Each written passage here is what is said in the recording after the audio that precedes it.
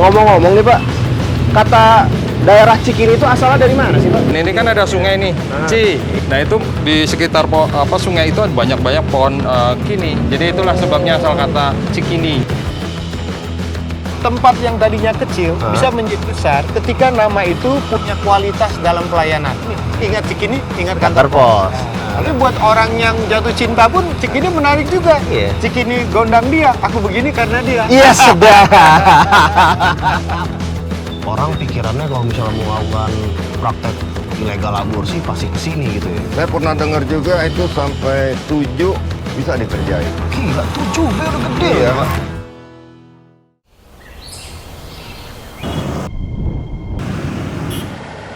Bangunan tua, jalan penuh kendaraan, serta hiruk-pikuk kehidupan manusia di antaranya.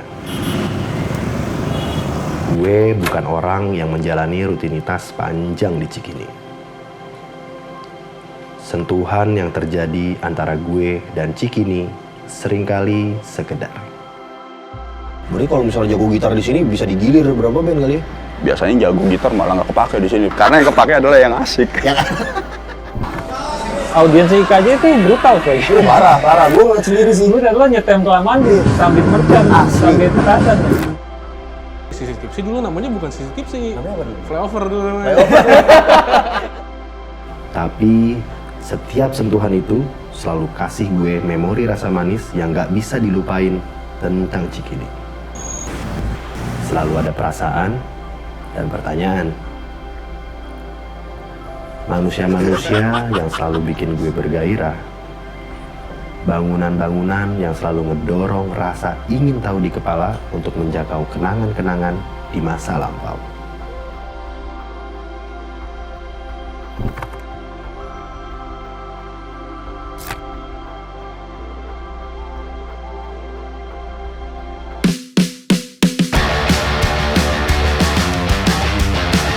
Nah ini dulu pernah bikin acara di sini nih. Di situ tempat AC itu tuh. Nah di tempat AC itu ada acara-acara underground gitu lah. Di dalamnya itu pernah juga bikin acara kita. Opi Under Resta. Ada Kidnap. Kidnap Katrina. Sama DJ Boang dulu, gue ingat tuh. Masih era 90. Dalam situ ya? 96 di dalam. Di situnya itu geng-gengnya ini dulu siapa? Obat ya. Obat Tengkorak. Iya, itu bukan Tengkoraknya siapa? Gengnya dia tuh karena ada Jerry Bantal yang sekarang jadi dekan dah, dekan di sinema. Nah, ini bilang panggung tempat biasanya kita bikin acara band-bandannya nih. Di sini ya? Panggung musik, bisa acara diskusi, bisa acara semuanya di sini. Makanya disebut teater luas kali ya. Dalam arti kata luas kali ya. Bisa ngapain aja luas. Ngapain? Oh di sini? Nah ini nih. Dulu panggung di sini juga, Bo. Iya. Di sini juga pernah bikin acara. Sini juga. Kampus 24 jam hits yang Wah, kedua. itu tuh. Nah, di sini nih. Di sini? Di sini nih. Anak-anak pada manggung, penontonnya di sana. Terus pernah gede juga di sini, Bob. IKJ gua banget di tahun berapa gitu. Nah, itu yang nyanyi Hari Sabar. Wah, gede banget deh panggungnya di sini dulu nih. Nah, ini ruang pamer, Bob. Nah, di dalam ruang pamer ini dulu juga sering bikin acara musik tuh. Apa tuh? Nah, lu kalau pernah denger ada namanya art rock. Art rock nih kayak hard rock tapi diplesetin ya? Iya, Bener kan? jadi ART. ART, art rock. Jadi kayak asisten rumah tangga jatuhnya ya. Art rock.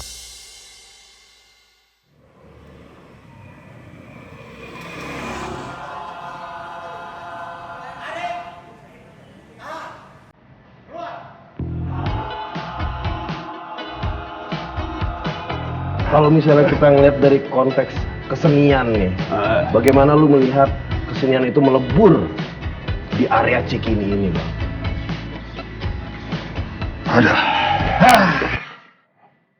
Lu tahu nggak konsep sekolah itu? Yoi, gimana tuh? Sekolah itu adalah mendidik kita untuk menekuni apa yang kita yakinin. Betul. Mungkin konsep sekolah kesenian yang dikaji ini adalah bentuk yang nggak boleh dikembangbiakan. Nggak boleh dibikin sebagai patokan ya. Oke. Maksud gue adalah, mungkin kalau kita ngeliat sekolah seni di tempat lain, seni rupa ya seni rupa. kayak di ITB atau di ISI ya, teman-teman kita di ISI, mereka terkonsentrasi. Nah, di tempat ini semuanya ditumpukan. Lo lihat, nggak ada 5 meter udah seni rupa dong. Iya, situ. Nggak ada 10 meter udah sinema. Iya. Ini teater.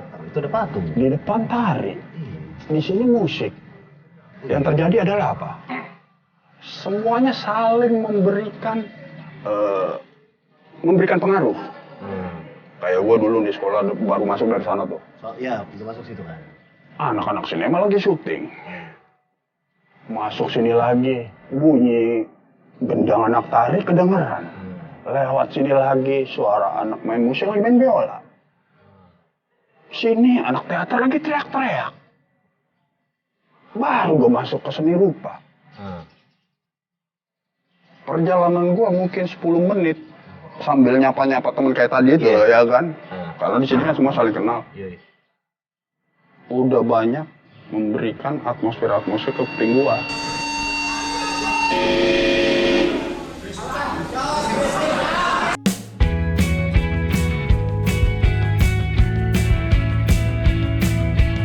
Bang, kalau ngomongin skena musik IKJ-nya sendiri nih Bang, apa betul kalau pada zaman dulu nih, sebelumnya itu cuma mentok di Rolling Stone, Bob Marley, sama The Doors.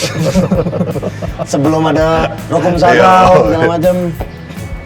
Dulu kita sama orang 70-an, 80-an, 90-an itu guyup bareng nongkrong saling ini. Nah, biasanya kan mereka-mereka itu yang punya Rolling Stone, nih orang-orang yang udah mapan apa kan dulu kan di studio kan ada kaset, dulu player ya, ada tape deck, nyetel kaset itu kan kaset-kaset yang peninggalan dari abang-abangan.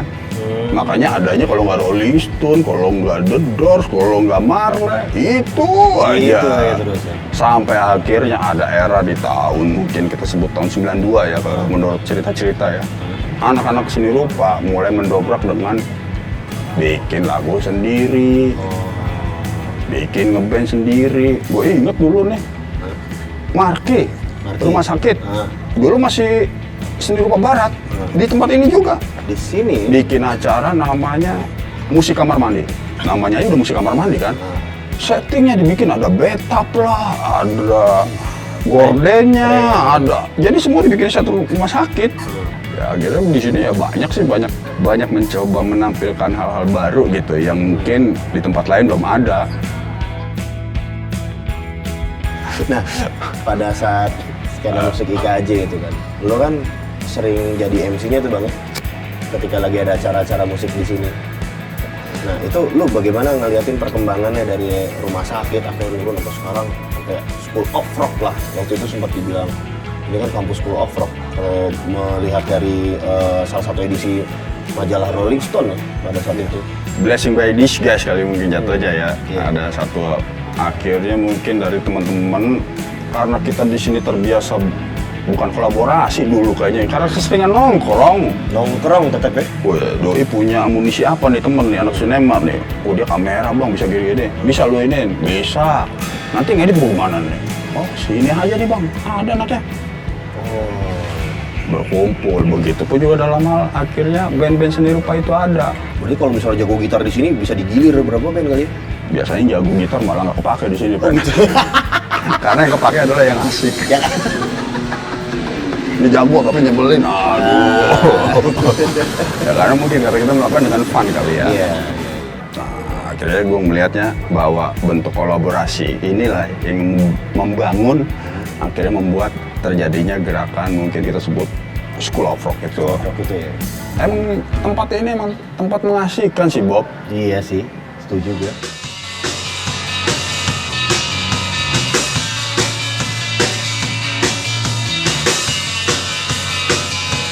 Ketika lu bikin pertunjukan musik, berarti bandnya dibayar dong? Iya. Penontonnya bayar dong? Yes. Oke. Yang terjadi di tempat ini dulu, bandnya nggak dibayar, penontonnya kagak bayar. Yang jadi permasalahan, ya, yang bikin acara siapa? Iya benar itu, yang bikin acara gimana itu? Mungkin kita ambil contoh sebelah dulu nih ya, sinema nih. Sinema. Ada namanya dulu Sinema Dangdut. Sinema dangdut tuh sampai tahun berapa gitu gue lupa dah. Jadi berkumpul semua nih orang-orang yang baru wisuda. Kita bikin acara yuk. Gerobak dorong, dangdutan. Tahun depan generasi yang ininya kita bikin lebih gede lagi nih. Wow. Manggil orkesnya. Orkesnya panggil sama biduan. Akhirnya gua kesimpulan gue ya bahwa semua tuh ya berlandaskan gagasan sih.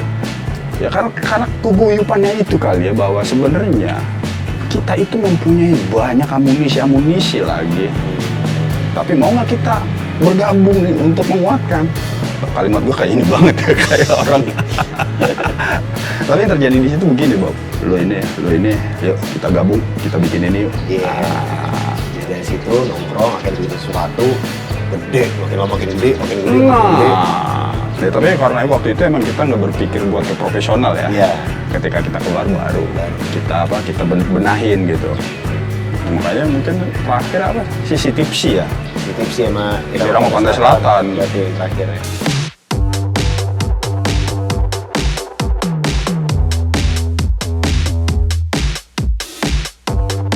Rumah sakit sebagai garda depan. Kalau di gerbong nih paling depannya nih. Garda depan nih. Pelaku-pelakunya kan emang 90-an dikit. Andri Lemes, anak 92. Dion itu anak 91. Terus waktu itu masih Gori. Terus waktu itu masih si Marki kan dia setelahnya kan tuh. Nah, masuk lagi ada Ben Naib, masuk lagi ada Jukbox dari KSP, masuk lagi ada Big Quiet, masuk lagi ada White Shoes apa, semuanya tuh berjalan beriringan. Gerbong depannya rumah sakit karena mereka yang duluan breakthrough. Ya akhirnya kita sebut breakthrough, bahwa mereka bikin album duluan. Ya emang anak-anak pinter sih. Pesona yang dipancarkan oleh rumah sakit. Ini kalau gue kan bukan pelaku musik ya, tapi gue bisa ngelihat ketika itu ini orang-orang qualified secara figur-figur pribadinya gitu ya. Seperti yang tadi gue bilang bahwa Andri Lemus gambarnya jago, bikin lirik bagus, ceweknya cakep, dan akhirnya keren nih. Ya akhirnya dan doi di panggung pun cool aja, yang nggak perlu banyak gaya atau apa. Iya anjing. Ya mungkin di generasi setelah gua juga bisa diaminin bahwa ketika lu keren, ya pasti lu bakal banyak yang terinspirasi gitu.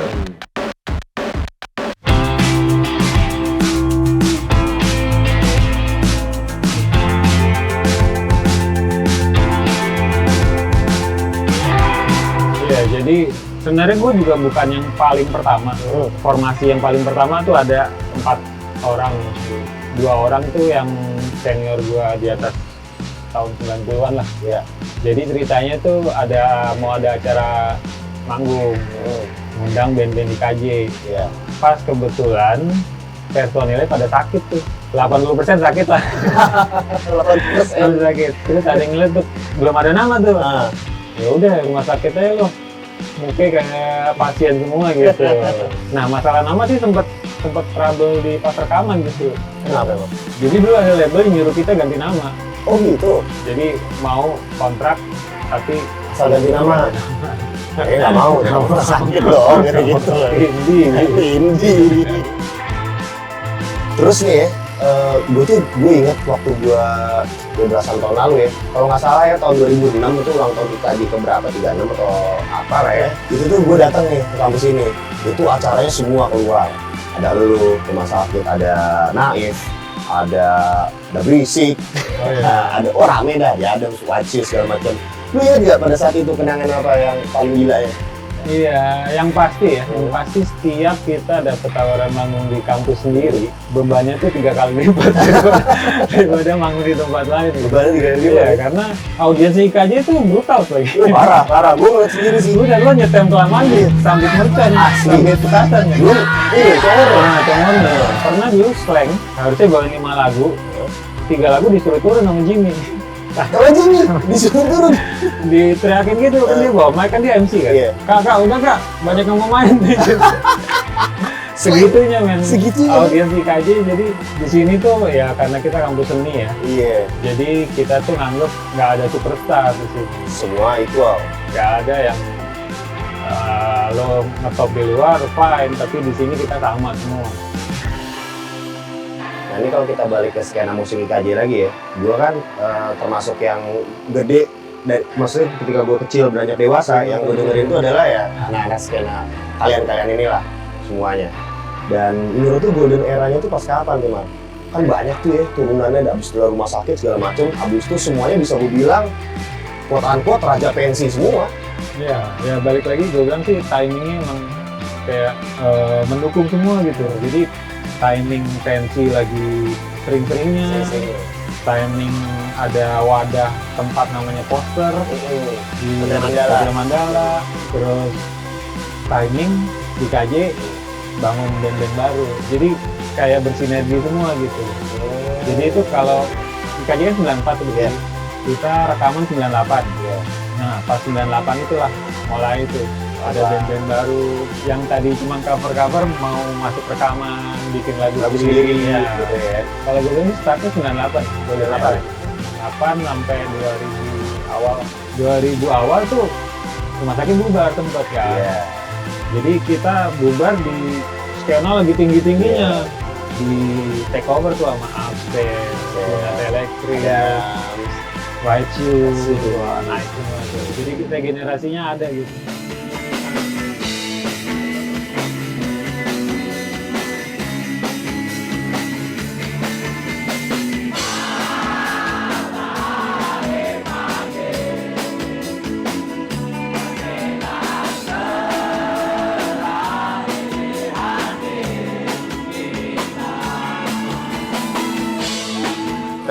Habis rumah sakit, Naif muncul. Naif. Tapi nih, apa betul katanya Emil sama Pepe itu sempat di rumah sakit?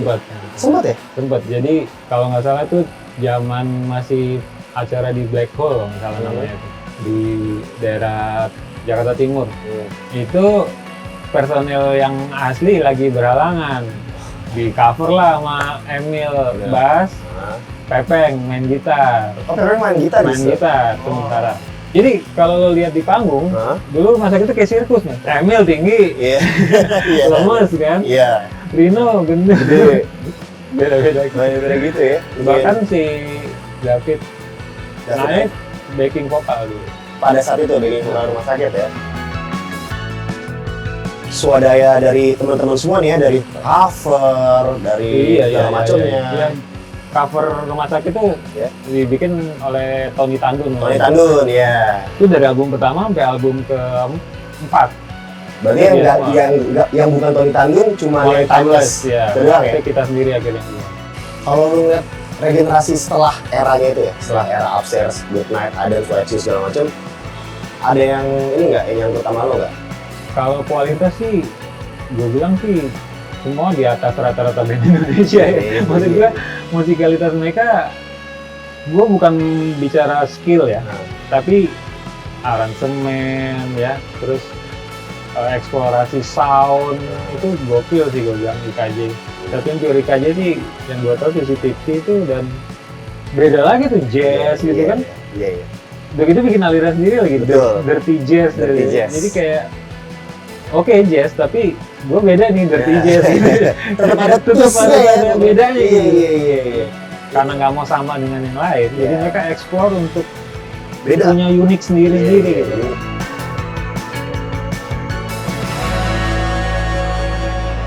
Kalau pamungkasnya rumah sakit yang kalau misal lu bawain, itu udah pasti sing-along. Itu apaan tuh, Mas? Sampai sekarang sih ya Kuning ya. Kuning ya, setuju gue. Kuning itu album kedua, single kedua. Padahal bukan single pertama, single kedua. Iya, dia single kedua. Iya, dia single kedua, tapi ternyata lebih mengena kali ya di era sekarang gitu. Sampai sekarang masih kayak ngiang-ngiang sama gua. Harusnya awan. Yuk. Menyatu dan menghalang, tetap lari. Namun engkau pun hanya bisu, tetap sinariku dengan cahaya kuningmu.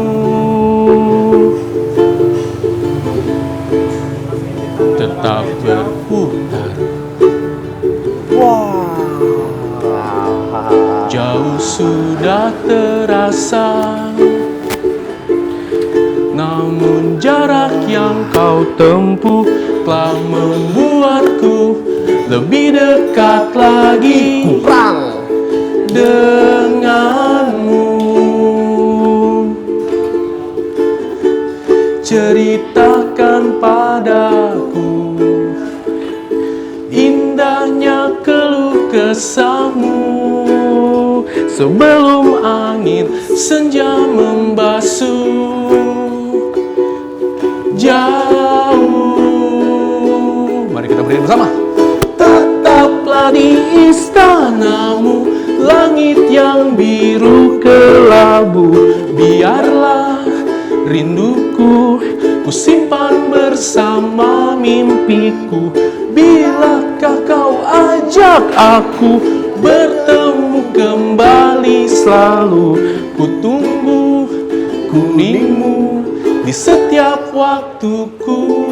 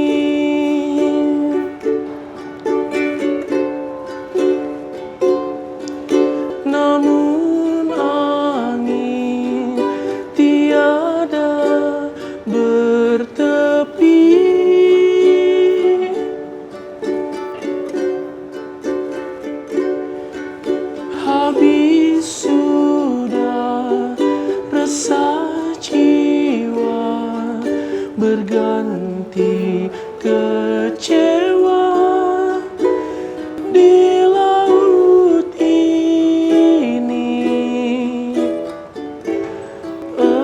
Engkau pergi.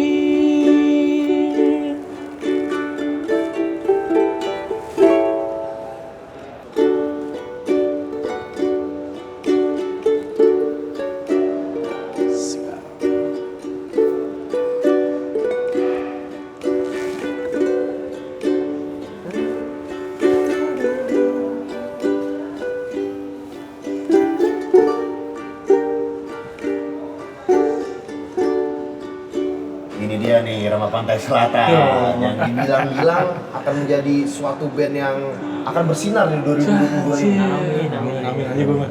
Nih, gimana sih cerita lo berdua ini? Apakah emang udah anak IKJ semua atau gimana nih? Enggak, dia bukannya. Ini bukan? Oh, bukan. Dia tuh lebih ke apa ya? Anak pungut sih, bukan anak pungut. Jadi diajak sama salah satu teman gue. Nah, so dia betah di situ. Betah di IKJ sampai masuk kelas. Lu bukan di IKJ tuh bisa masuk kelas? Bisa sih. Sengaja masuk gua sampai sana tuh ngeliat orang-orang aneh-aneh banget. Gue kan orang biasa nih, datang ke sono ngeliat orang-orangnya kayak anjir ini gondrong terus pada brutal banget kelakuannya kelihatannya gitu kan. Tapi lo nekat bisa masuk kelas gitu. Ya karena gue kan orangnya ayoan ya. Ketika diajak ayo aja. Tapi sebenarnya lucu. Jadi kayak misalkan di film, misalkan di fakultas film, orang ngira dia anak SR. Nah itu. Giliran di SR, orang ngira dia anak film. Berarti lu aman banget lu. Aman banget deh. Kayak nyaru sebenarnya. Nyaru sebenarnya. Terus awalnya lo dari berdua ini emang udah ngeband sebelumnya? Atau emang baru pas IPS doang, Irama Pantai Selatan doang? Sebelumnya tuh kita sempet ngeband. Oke. Tuh, di 2012. 2012 akhir lah kita bikin band grunge waktu itu. Grunge bahkan? Kita kan udah sempet jalan berapa tahun tuh band? 2 tahun ya. 2 tahun terus vokalis gue yang cewek tuh namanya Agnes itu cabut ke Kanada waktu itu. Sekolah lagi. Nah, terus akhirnya gue waktu itu lagi koleksi kaset nih. Koleksi kaset? Terus gue ajakin dia ke Jatinegara. Terus hunting nemu lagu-lagu Indonesia lama yang kayaknya enak banget nih gitu. Karena kan nggak ngeband ya, ngapain lagi, udah hunting aja lah. Akhirnya terbentuklah IPS. Berarti lu pas angkatan lu band-band IKJ-nya juga banyak ya? Dari zaman gue sih sebenarnya masa-masanya kita tuh masa-masa gerilya sebenarnya. Jadi kan 2010. Jadi kan setelah Gap nggak ada ospek tuh waktu itu kan sempet kosong tuh. Nggak ada yang berani bikin acara juga anak baru tuh waktu itu tuh. Takut. Akhirnya kita nyoba bikin lagi tuh, mulai bikin. Akhirnya karena kita ngeliat abang-abangan kita tuh, masa di IKJ nggak nge-band kan, gimana sih? Ya udahlah kita akhirnya berani nge-band tuh. Waktu itu dimulai dari band gua sama Sigit yang grunge itu namanya Les. Terus dimulai dari Sisi Tipsi dulu namanya bukan Sisi Tipsi. Namanya apa dulu? Flyover dulu namanya.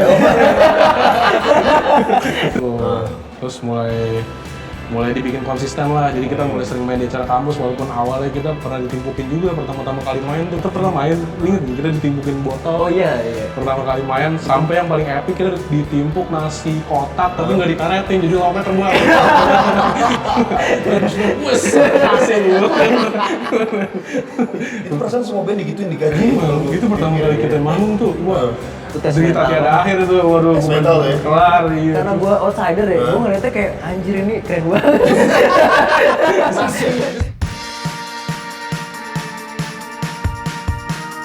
Sebagai bisa dibilang darah muda nih ya, bagaimana lo ngelihat skena musik IKJ sekarang ini? Sebenarnya masih ada beberapa sih band yang gue pantau. Kayak apa tuh? Ada satu band namanya Dance Moms atau Dance Mom gitu, gue lupa. Dance Mom? Dance Mom. Oh Dance Mom. Itu lumayan oke juga tuh dari IKJ. Bawanya kayak gimana dia? Itu kayak post-punk gitu modelnya. Post-punk indie rock. Terus yang lagunya Raw Power tuh siapa? Apa dah? Rose, itu Rose. Seru tuh. Masih ada sih nama-nama yang seru sebenarnya. Cuma karena lagi pandemi lagi gini, kayaknya jadi jarang acara. Kampus lagi masih ditutup ya? Setahu gue sih masih tutup. Iya. Terus lo ketika udahlah kita Hawaiian style aja lah nih. Ini bisa dibilang Hawaiian style gak sih? Sebenarnya kita jadi bingung tuh. Gara-gara agak bingung juga sih Hawaiian. Dibilang Hawaiian kita nggak Hawaii banget, masih ada popnya. Dibilang pop juga ada Hawaiiannya. Jadi akhirnya tuh kita bikin genre sendiri, namanya Maritim Pop. Maritim Pop. Tadi ibaratnya cuma apa ya, pop bernuansa kelautan sebenarnya. Terus gimana tuh lu kalau ngeliat apa abang-abangan yang dulu-dulu? Bagaimana mereka semua itu, apakah lo ada look up for them gitu? Mereka tuh apa ya? Mereka tuh berkarakter sih sebenarnya. Iya, unik ya. Unik karakter. Karakter, konsistensi mereka tuh yang kita tiru banget sih. Misalkan kayak White Shoes, mereka bisa hampir 20 tahun ya. Ngeband dengan gaya seperti itu, dengan konsep yang seperti itu tapi masih beyond gitu. Naif, memberikan sebuah patokan lah buat band-band IKJ berikutnya. Jadi kayak kita tuh punya role model di IKJ sebenarnya. Kalau mau nge-band di IKJ kita pengen kayak jadi Naif, pengen kayak jadi Rumah Sakit. Jadi udah ada role modelnya. Nah, kalau role model lu nih, Irama Pantai Selatan, lu ngeliatnya ke siapa? Kalau gue sih lebih ke White Shoes sama Naif sih sebenarnya. Oh, Iramanya masih 70-an lah, konteksnya Indonesia lama nih. Masih seirama lah kita. Dari White Shoes juga ada yang bantuin lo? Jadi di album Irama Pantai Selatan, produser kita tuh si Ricky Virgana. Oh, jadi semua produser dari dia nih? Kalau di luar konteks musik nih ya, bagaimana band abang-abangan kalian itu menginspirasi kalian? Yang gue kagum sebenarnya kayak masing-masing orang yang ada di sana itu punya ciri khas masing-masing gitu. Unik semua ya? Iya, unik semua gitu kayak wah kayak satu orang dan orang lainnya tuh kayak nggak sama gitu. Sama belajar branding image gitu. mereka gitu. Branding image-nya juga beda-beda tuh ya. Mungkin apa mereka nggak mau sama kali ya? Harus ada yang sama kali ya? Mungkin gitu kali spiritnya. Lu juga kalau gue pikir-pikir juga beda sih. Maksudnya ya lu ngambil, ini pendapat pribadi gue ya, lu ngambilnya kan Indonesia lama lah ibaratnya gitu. Cuma lu tetap beda, ada twist-nya lah. Ada twist. Mungkin kita jadi diri sendiri aja. Nah itu, kalau kata Dede di Instagram profilnya, be yourself. Iya.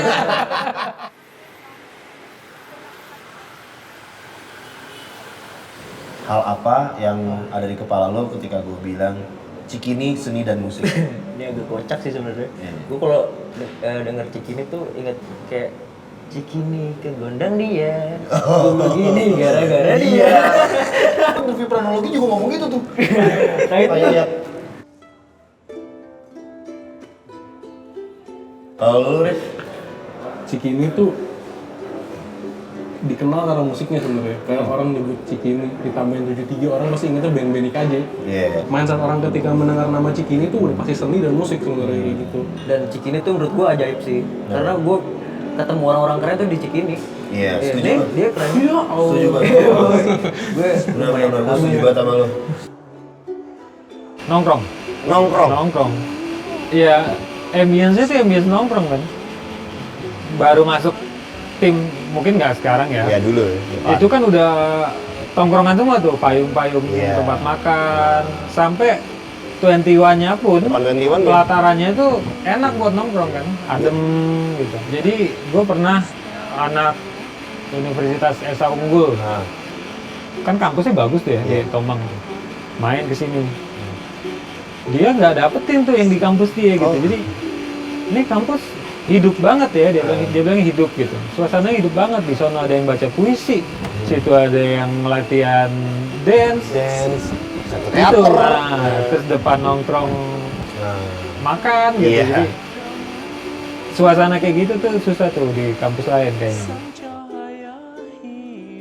Bang Malau, kalau misalnya gue bilang Cikini dan seni, apa yang ada terlintas di kepala lo? Bahagia. Karena gue mencoba mengutip novel Cintaku di Kampus Biru. Anton adalah pecinta hidup. Hidup adalah masa muda. Masa muda adalah bahagia.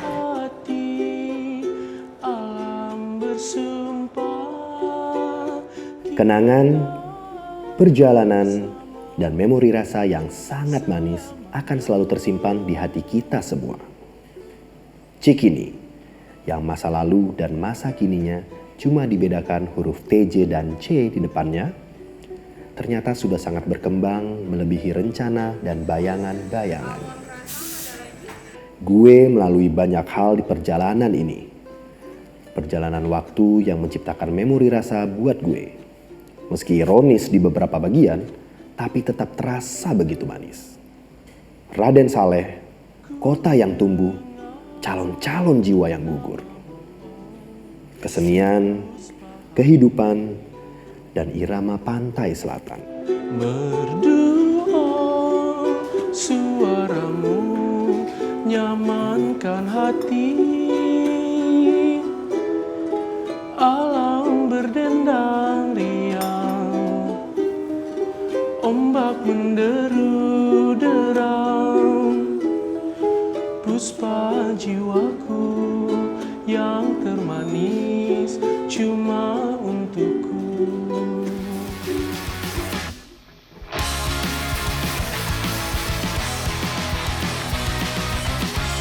Terima kasih untuk semua memori manis yang terukir. Sampai bertemu di Authenticity District berikutnya.